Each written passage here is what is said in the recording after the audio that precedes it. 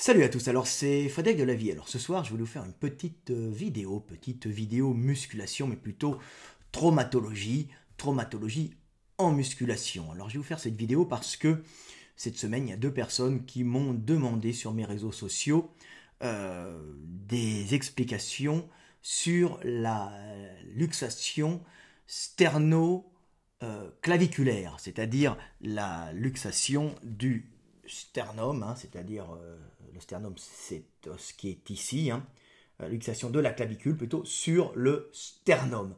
Alors, en général, bon, ce n'est pas extrêmement fréquent, mais ça arrive, c'est quand même quelque chose qu'on peut rencontrer dans certaines pratiques de la musculation, et je vais vous expliquer comment ces luxations arrivent, mais en général, cette luxation sterno-claviculaire est plus fréquente pendant les sports de contact ou lors des accidents de vélo ou ailleurs, ou quand on tombe.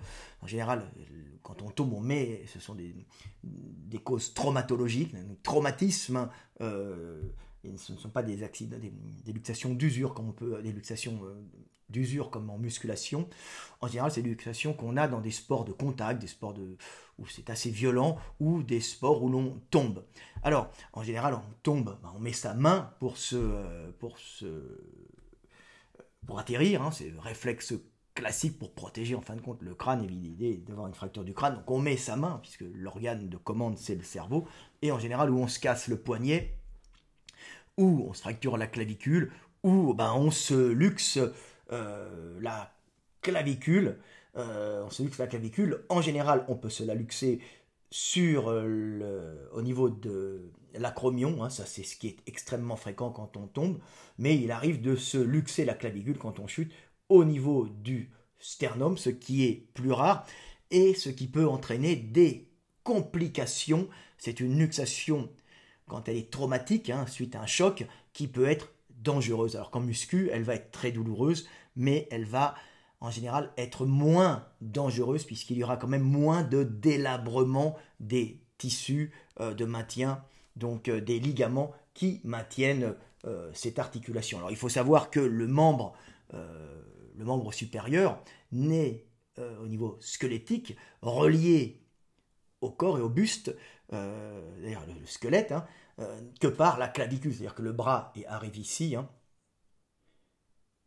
à ce niveau-là, sur la cavité glénoïde de l'omoplate, hein, à ce niveau-là, et l'omoplate est libre, puisqu'il bouge, hein, l'omoplate est libre, et le seul endroit où le membre supérieur est relié d'une façon squelettique au corps, c'est par la clavicule au niveau du sternum. Donc c'est le bras, on va dire que le membre supérieur est relié, en fin de compte, le membre supérieur au niveau squelettique est relié au reste du squelette uniquement par la clavicule au niveau du sternum. Donc c'est évident que vous mettez la main, vous tombez, il peut arriver que ça soit le sternum, la clavicule sur le sternum qui se déboîte, et souvent c'est assez dangereux parce que une luxation peut se remettre, bien sûr, si l'on fait attention, hein, on la refixe, et après les ligaments qui se sont déchirés vont se remettre, et ils vont se remettre plus courts, puisqu'ils s'étaient étirés, puis même se déchirer un peu. Donc si on les remet, on ne bouge pas, on maintient le bras immobile, ils peuvent reprendre leur taille initiale, et en fin de compte, permettre de retrouver une mobilité un peu pas normale. Le problème de cette articulation, à ce niveau-là, c'est que derrière cette articulation, vous avez un trou ici, hein, et vous avez des artères et des veines qui passent, donc des artères extrêmement importantes, puisque c'est l'artère carotide et la veine jugulaire, hein, qui sont fondamentales, hein, pour le bon fonctionnement de l'oreiller, et puis surtout elles font partir du sang, elles font partir le sang du cerveau, donc c'est quand même un point de passage important. Et le problème de cette luxation, c'est que la clavicule, en se luxant, peut partir vers l'arrière. Alors ça, c'est quand vous avez un choc, c'est pas en musculation. Et à ce moment-là, comprimer les éléments circulatoires fondamentaux quand même, que sont la carotide et la veine, l'artère carotide et la veine jugulaire, plus près de toi que ta veine jugulaire, hein, pour les gens qui suivent, voilà, on les instruit et les croyants. Alors vous avez ici, alors ça c'est le netteur, alors le netteur c'est les Allemands, c'est la rigueur allemande, et vous avez les très belles représentations, un peu rigides bien sûr, à l'allemande, et vous avez ici, alors bien sûr, les clavicules ont été sectionnées pour laisser passer, pour qu'on voit les artères. Vous voyez que s'il y a une luxation, ça peut comprimer l'artère carotide en rouge ou la jugulaire, ici à ce niveau-là, ça arrive à peu près ça. Donc ça peut être assez gênant, donc c'est toujours des luxations qu'il faut prendre en compte quand elles sont traumatiques. En musculation, c'est un peu moins risqué. Alors en musculation, effectivement, vous pouvez avoir cette luxation, elle n'est pas fréquente, mais on la rencontre quand même occasionnellement. On la rencontre surtout pour les gens qui font du développé couché lourd ou des dips lestés. C'est-à-dire que quand on fera du développé, par exemple, en power, développé couché ponté, et des fois quand on travaille avec des élastiques, c'est-à-dire des élastiques, vous vous retrouvez, le début c'est facile, et à la fin vous avez beaucoup de poids, puisque l'élastique se tend, donc vous n'allez pas vous déchirer les muscles, mais vous allez mettre énormément de tension sur le système squelettique, donc le système ligamentaire, plus que système musculaire des fois. Et donc vous risquez d'avoir, non pas avec les élastiques, un traumatisme par déchirement, hein, du grand pectoral, mais si vous travaillez avec les... Parce qu'au début, quand vous êtes étiré, vous n'avez pas énormément de poids, mais quand vous arrivez en haut, ben, vous pouvez avoir beaucoup de poids, si vous voulez, de tension, non seulement sur les muscles, mais là, ils ne sont pas étirés, donc il n'y a pas de risque de déchirure, mais surtout sur le système ligamentaire du système squelettique. Donc vous allez en position pontée, quand vous faites du développé couché, ou si vous faites des dips lestés, lourds, ou vous en faites un peu trop, ou vous êtes en pleine croissance, comme un ado. Hein.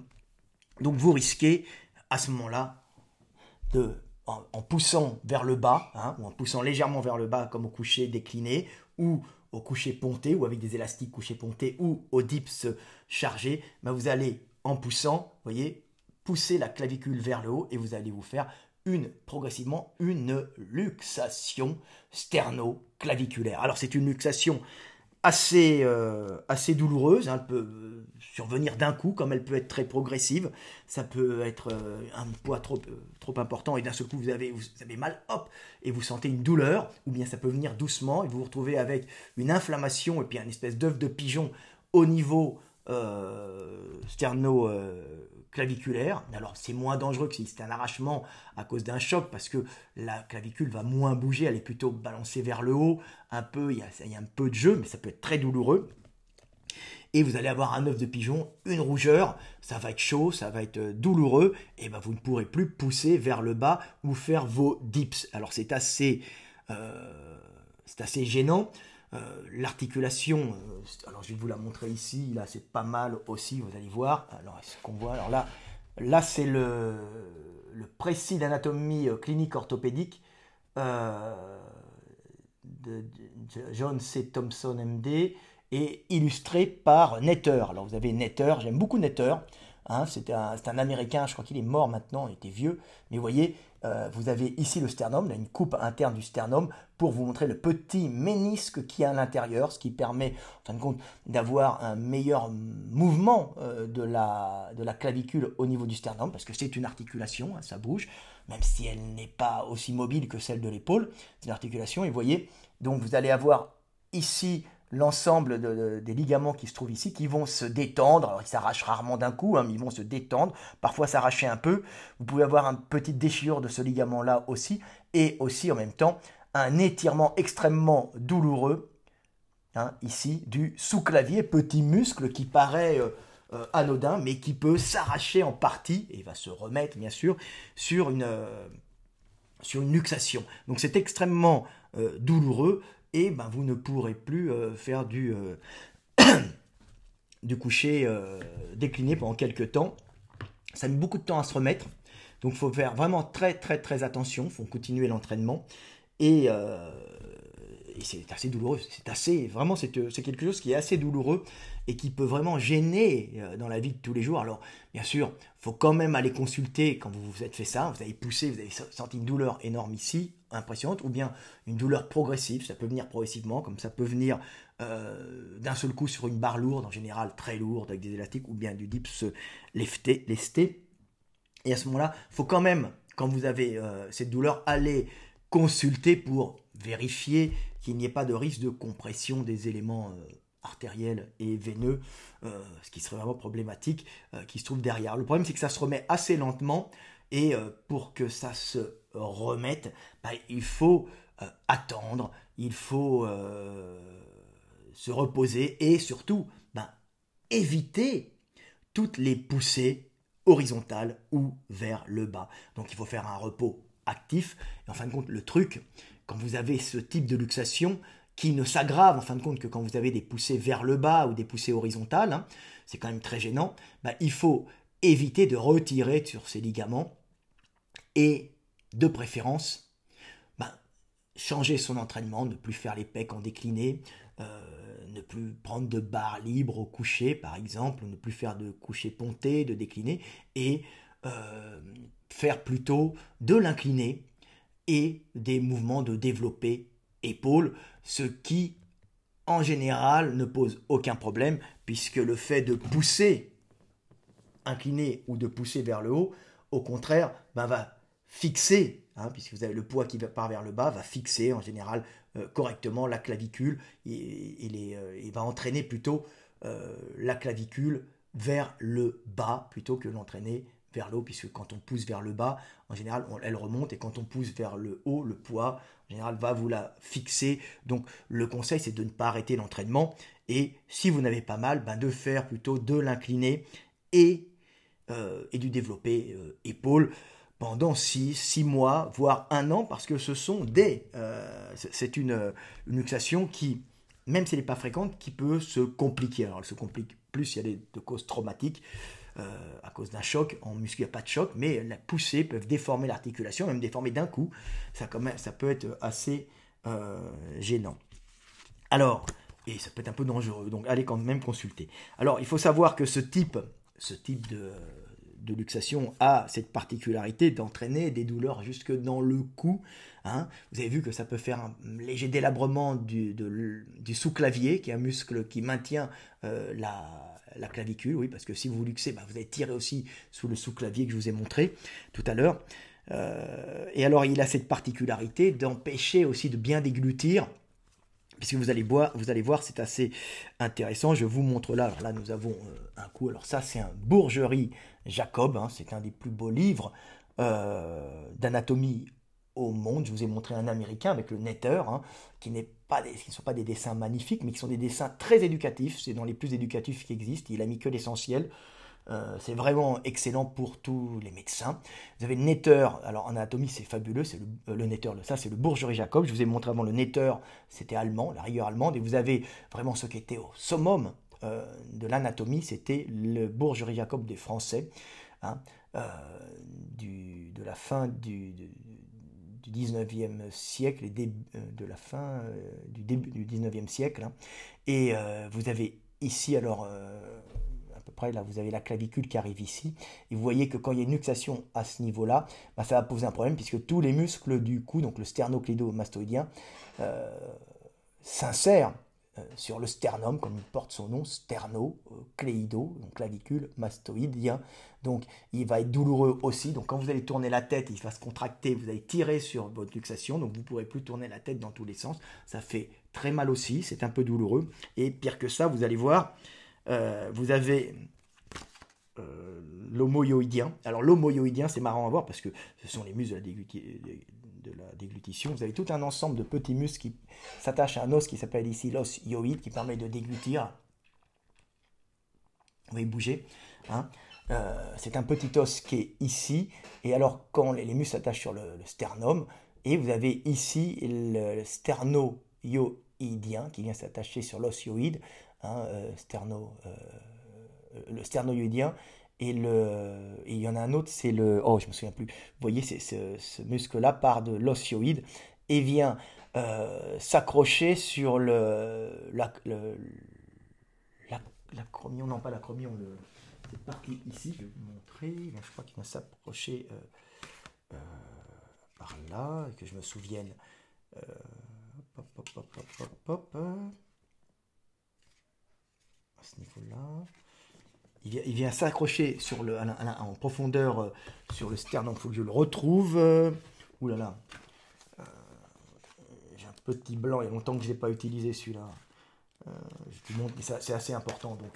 Donc c'est l'homo-yoïdien, le sterno sur l'omoplate. Donc il va s'intéresser. Celui-là, voilà, l'homo-yoïdien, le sterno-yoïdien qui est ici, et l'homo-yoïdien. Et vous voyez, l'homo-yoïdien, je crois qu'il s'insère ici, on voit la tâche. Hein, vous voyez, à cet endroit-là. Là, je crois. Hop, il avait été marqué. Et on voit que ce muscle est maintenu, maintenu ici par une aponévrose, à ce moment-là, qui vient s'attacher sur la clavicule. Vous voyez cette aponévrose qui le maintient, il fait un coude, il est en deux parties, donc une partie musculaire là, une autre partie musculaire là, il a un coude tendineux, et c'est un muscle qui permet de faire la déglutition et qui s'accroche sur l'omoplate, donc il tire en même temps de là à l'omoplate, c'est le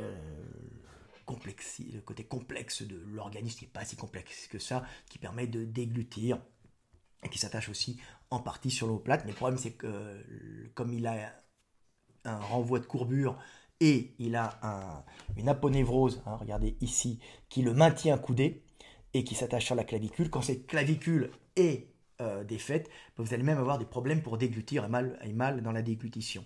Donc une luxation sterno-claviculaire pose des problèmes dans de nombreux domaines, c'est-à-dire vous allez avoir mal, vous n'allez plus pouvoir pousser vers le bas, et en plus vous allez avoir des problèmes quand vous allez tourner la tête, puisque vous voyez l'attache des sternos s'accroche ici, c'est une zone centrale, et en plus quand vous allez déglutir, l'homoyoïdien, osioïde, omoplate, la sternoyoïdien et homoyoïdien, sternoyoïdien, sternum osioïde, homoyoïdien, voilà, je le refais ici, voilà, et qui vient s'accrocher en faisant un coude ici. Ici, il y a une aponévrose qui te maintient le muscle coudé à ce niveau-là. Et s'il y a une luxation, vous allez avoir des problèmes. Et dès que vous allez déglutir, vous allez avoir en plus mal à cet endroit-là. Donc toute la zone va être douloureuse quand vous déglutissez, quand vous tournez la tête, quand vous poussez vers le bas. Vous trouverez à peu près du confort uniquement quand vous pousserez vers le haut. Les dorsaux, on peut les faire, il n'y a pas de problème. Donc c'est quand même une luxation qui pose des problèmes et il faut être assez prudent et continuer à vous entraîner, mais éviter toutes les poussées vers le bas ou horizontales pendant au moins 6 mois, voire un an. Voilà, petite vidéo pour vous expliquer un peu ces problèmes-là. Alors, il faut savoir que les problèmes comme ça de luxation, et Gundil en a bien parlé dans la méthode de Lavier. Alors, j'en avais parlé aussi dans mon livre. J'ai vu que j'en avais parlé il y a 20 ans ou 30 ans avec la relaxase.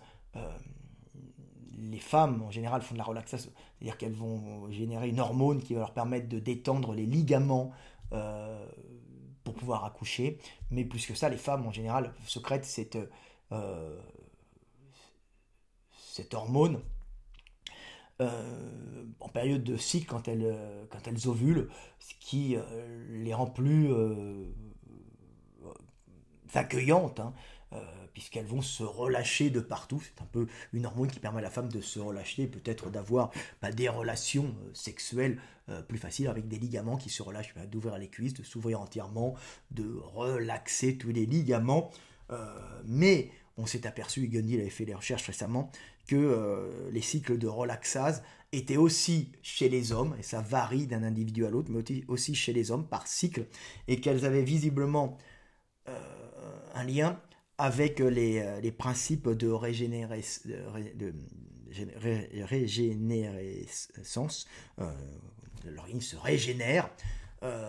Donc, relaxase a comme principe, alors comme faculté d'en même temps décalcifier les tendons et d'éliminer de réduire les processus inflammatoires qui pourraient générer à la longue des pathologies, des arrachements. Donc en même temps, elle va détendre les ligaments.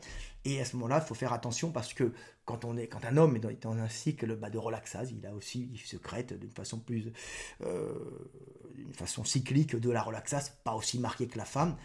S'il prend lourd, il va détendre ses ligaments et il peut avoir des petites luxations, plutôt subluxations, on va dire luxation c'est quand il y a arrachement, mais luxation, subluxation c'est quand ça revient, hein. Bon, on va dire que c'est une subluxation.